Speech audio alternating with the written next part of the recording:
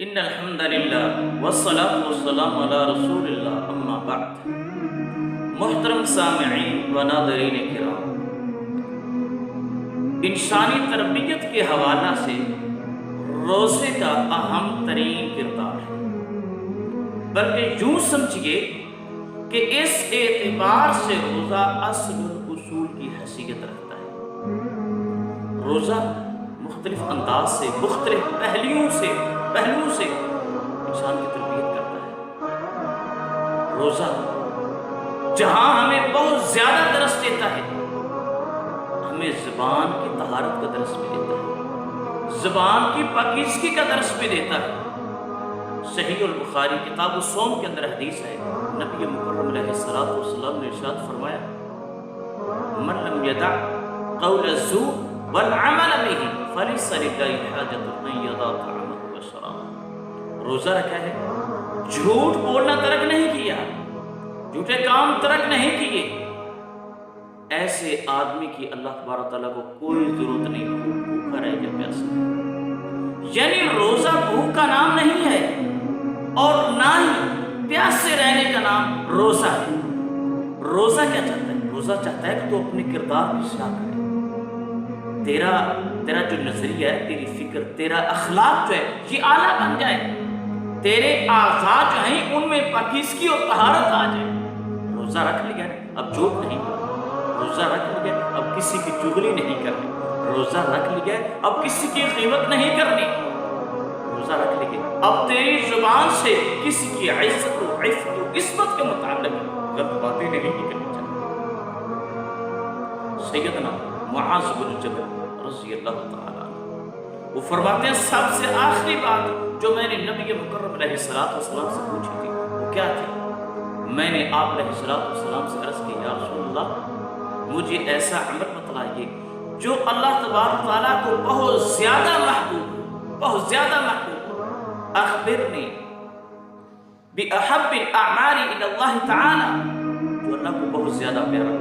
تو فرماتے ہیں نبی مکرم علیہ الصلوۃ والسلام نے مجھے اس موقع پر یہی ارشاد فرمایا تھا، ان تموت ولسانک رطب من ذکر اللہ تعالی، جب تو دنیا سے رخصت ہونا اس عالم میں دنیا کو چھوڑ کر کے جائے کہ تیری زبان پر ذکر الہی جائے۔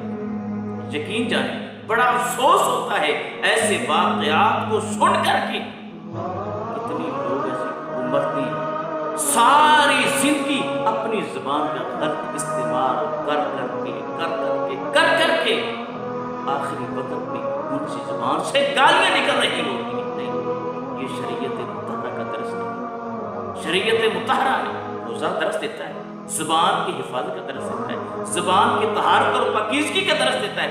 اس سے ہٹ کر ویسے بھی اسلام عمومی طور پر ہمیں زبان کی حفاظت کا درس دیتا ہے۔ پیارے پیغمبر علیہ الصلوۃ والسلام کا یہ فرمان نہیں ہے، من حسن اسلام المرء ترکہ ما لا یعنیہ، بہترین اسلام اس آدمی کا ہے جس کی زبان جو ہے وہ لغویات، فضولیات، جھوٹ اور غیبت سے محفوظ رہے۔ اس انسان کے اسلام جو ہے وہ افضل اور اعلیٰ اسلام ہے۔ بحیثیت مسلمان ہماری زبان جو ہے اس سے اچھی بات نکلنی چاہیے، بری بات نہیں نکلنی چاہیے۔ عبدالرؤف مناوی صوفی، جنہوں نے حافظ جلال الدین سیوطی رحمہ اللہ تعالیٰ ان کی کتاب الجامع الصغیر کی شرح لکھی ہے فیض القدیر کے نام سے، وہ فرماتے ہیں کہ جو زبان ہوتی ہے نا، زبان، اس کو ترجمان القلب کہتے ہیں، یہ خلیفۃ القلب ہے۔ ان کی بات کرنے کا مقصد یہ ہے کہ زبان کے تحفظ سے پہلے ہمیں اپنے دل کا تحفظ کرنا چاہیے، اپنے دل کو پاک کرنا، جو دل ہوتا ہے نا، دل، اس کو پاکیزہ بناؤ، دل کی غلاظتیں ان کو ختم کر دو۔ کیوں؟ وہ فرماتے ہیں کہ زبان یہ ترجمان قلب ہے۔ جب ہمارے دل کے اندر غلاظتیں پیدا ہوتی ہیں نا، جب ہمارے دل کے اندر شرارتیں پیدا ہوتی ہیں، گندے اور برے خیالات ہمارے دل کے اندر جنم لیتے ہیں، تو یہ زبان دل کی غلاظتوں کو باہر اگلتی ہے۔ جب زبان دل کی غلاظتوں کو باہر اگلتی ہے تو سر سے لے کر پاؤں تک جتنے اعضاء ہیں اس کی سزا جو ہے تمام اعضاء کو بھگتنا پڑتا ہے۔ اس لیے تو حدیث میں آتا ہے نا، کہ نبی مکرم علیہ السلام نے فرمایا کہ اذا اصبح ابن آدم ان الاعضاء من الانسان تكفر اللسان، جب انسان صبح کرتا ہے تمام کے تمام اعضاء جو ہیں وہ زبان کے سامنے یوں ہاتھ جوڑ کر کے بیٹھ جاتے ہیں۔ اتق اللہ فینا، ہمارے بارے میں اللہ تبارک تعالیٰ سے ڈرنا، کیوں؟ فَإِنِ اسْتَقَمْتَ اسْتَقَمْنَا وَإِنِ اعْوَجَجْتَ اعْوَجَجْنَا، اگر تو سالم رہے گی تو ہمارا بھی تحفظ ہے، ہم بھی سالم رہیں گے۔ اے زبان، اگر تو کہیں پہ لڑکھڑا گئی، اگر تو کہیں پہ پھسل گئی، تو نے اگر کہیں پہ کوئی غلط بات کہہ دی، تو نے دل کی غلط ترجمانی کر دی، تو اس کی سزا پھر ہمیں بھگتنی پڑے گی، پھر اس کی سزا ہمیں بھگتنی پڑے گی۔ ملا علی قاری رحمہ اللہ حنفی عالم مشکات کی شرح لکھی الملقات کے نام سے، کیا فرماتے ان اللسان من اعضاء الانسان آلۃ البیان للکفر والایمان، کہ انسانی اعضاء میں سے جو انسان کی زبان ہے، انسان کی زبان یہ کفر اور ایمان کو بیان کرنے کا ذریعہ ہے، یہ آلہ ہے۔ کیا مطلب ہے؟ یہ زبان ہے، یہ چاہے تو ایمان بیان کرتے، اگر یہ چاہے یہ کفر اور شرک کی باتیں بیان کرتے، لیکن نہیں۔ اسلام ہمیں غلط باتوں کے اظہار کا درس نہیں دیتا، یہ ماہ مقدس ہے، روزہ ہماری تربیت کرتا ہے، کیا؟ ہماری زبان کو پاکیزہ رہنے کا درس دیتا ہے، ہماری زبان کو طاہر رہنے کا درس دیتا ہے، کہ ہماری زبان سے اس ماہ مقدس میں کتاب اللہ کی تلاوت کرے، اس ماہ مقدس میں ہماری زبان جو ہے وہ اللہ تبارک تعالیٰ کا ذکر کرتی رہے۔ یقین جانیں جب یہ زبان پھسلتی ہے پھر بڑی بڑی تباہ کاریاں جو ہیں وہ نظر آتی ہیں۔ دیکھیں سیدہ عائشہ طیبہ طاہرہ رفیق حیات رسول اللہ رضی اللہ تعالیٰ کیا کہا؟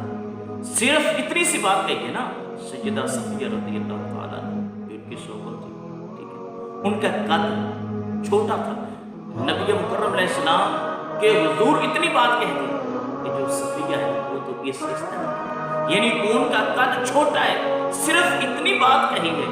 پیارے پیغمبر علیہ السلام نے فرمایا عائشہ تو نے یہ جو بات کہی ہے اتنی کڑوی بات ہے، اتنی کڑوی بات ہے، اگر تیری بات کو سمندر میں ڈال دیا جائے پورے کے پورے سمندر کا جو پانی ہے وہ کڑوا ہو جائے۔